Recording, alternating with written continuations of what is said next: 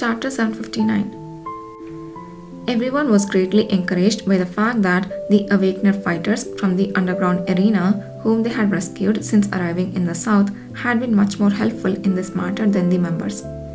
Among them, two individuals, Renevie and Sai Regina, who were unanimously acknowledged as particularly helpful, approached Kishir with tired and embarrassed faces.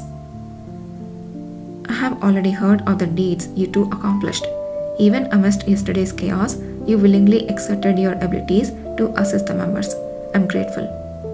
Last night, immediately after quelling the chaos caused by the monsters, the most challenging task for the cavalry members was categorizing and controlling the prisoners. The sheer number of captives, many of whom were injured, posed a significant challenge due to the lack of medical staff at the cavalry branch and the building's limited capacity. Most of the captives were Awakeners, and the members responsible for controlling and monitoring them were too few and exhausted from battling monsters. The situation was no different from the Allied Imperial Army's special forces. In these dire times, the need for a power control device was more urgent than ever. Renevie, who possessed the ability to suppress the powers of other Awakeners, single-handedly created a similar effect. Using her power, Renevie turned the entire basement of the branch building into a suppression zone. The other Awakeners from the arena and the second-generation members who had passed the entrance test were tasked with guarding the entrances to the suppression zone and repairing the damaged outer areas. While all performed their duties admirably, Sai Regina stood out. Her ability to turn invisible allowed her to patrol outside the suppression zone and meticulously check for any escape attempts.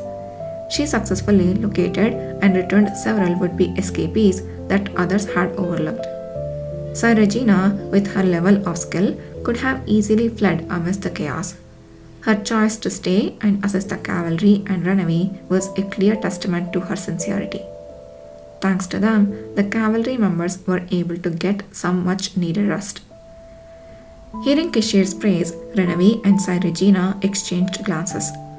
They looked much more at ease than when either had last seen them, especially Renevie, who had dramatically changed her appearance by cutting her hair short, appearing entirely different from her days in the arena. Hesitant about who should respond first, it was Renevie who finally gathered the courage to speak. Thank you. I merely did what I thought was necessary to help. I feel the same. I'm the one who should be grateful for being trusted to assist the cavalry despite being under investigation as a criminal. Well, hearing you both say that makes me even more grateful.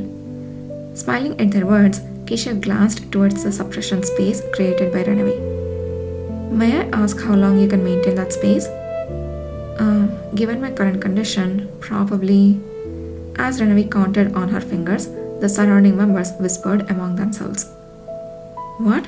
She's already done the incredible by maintaining it all night, but she can continue? I doubt it's feasible for several days, maybe one more day, but even that seems challenging.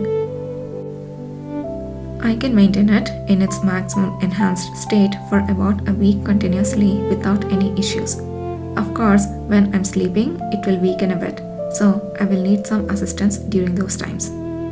The nonchalance with which Renevie mentioned sustaining it for a week caused everyone's eyes to tremble as if struck by an earthquake. A week? An astonishment and awe converged in the gaze directed at Renevie. Her face paled slightly with tension, worried that she might have inadvertently offended the cavalry members with her unusual statement. Either having spent a long time in solitude and still finding it challenging to face other scrutiny, subtly shielded her with his body as he spoke. "Aw, Either." Considering that using one's powers more often strengthens them, this outcome seems natural. If you all cut back on sleep to practice, it's certainly achievable, don't you think? What do you mean, what? We were just amazed, not saying we wanted more training. Really? Don't you want to become as strong as Renevie? With so many enemies to confront in the future, are you truly satisfied with just yesterday's level of skill? The members, already exhausted from the previous day's events, fell silent at his words. Despite their complaints, they recognized that no one had been harmed yesterday thanks to Kishir and Yudh's presence. No matter how rigorous their training, they always encountered situations that pushed their limits. Regardless of their strength, there was always someone stronger.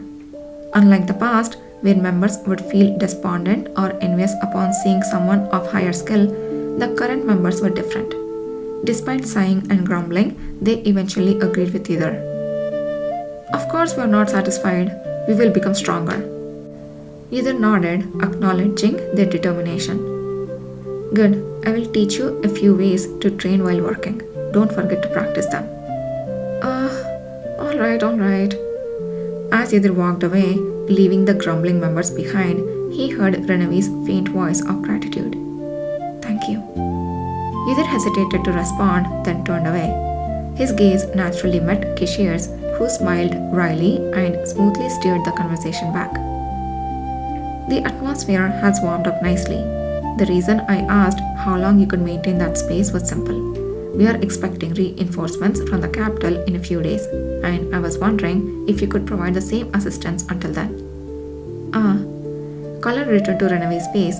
She nodded vigorously, accepting before Kishir could say more. I will do it. Yes, I will do it. Are you sure you will be alright? I have done this countless times. It's not difficult for me at all. I definitely want to help those who saved me. Ranavi expressed her strong desire to assist in the task. Kishir then extended the offer to Sai Regina and the other successful candidates, asking if they could help with the shortage of hands. Of course, they would be compensated for their efforts. Sai Regina readily accepted, and the successful candidates, each mood, received his offer with touched expressions. Those who hailed from the Star of Nagran were especially overwhelmed, realizing that Kishir remembered each of their names and the events of the previous day. They finally obtained a free smile, escaping the bitterness of having arrested their former colleagues with their own hands. Yudhir watched them and thought that even without a promise of repaying the help received, they would have agreed to aid the cavalry. Ranavi and Sai Regina may not seem as close as before, but there is no need to worry as long as their genuine wish for each other's well-being remains unchanged. After checking the underground control area, he surveyed the ongoing repairs outside. There, those who were absent from the underground were busily fixing the collapsed fences, walls, and roofs. Yudhir's gaze was drawn to a particularly large figure with deer-like antlers and massive wings. It was Elpkins.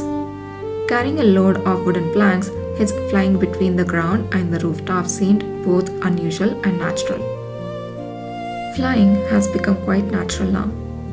Having joined the cavalry only a few days ago, he had already earned the right to be a formal member and seemed to have grown close to other members, including those at the branch. We should offer to help him too, Yudhir mused. Yes, his strength and skill with wings will be very useful. He will improve quickly at this rate, Kishir responded, following Yudhir's gaze. Sir Yudhir Ale. Just then, Elpkins, having finished transporting materials to the roof, spotted Yudhir and flew down with a brightened face. Standing in front of Yudhir, his face flushed red. He seemed at a loss for words before finally managing a greeting. Hello, are you well? Yes, but why do you still call me Sir Yudhir Ale? We will be fellow members soon, so just Yudhir will do.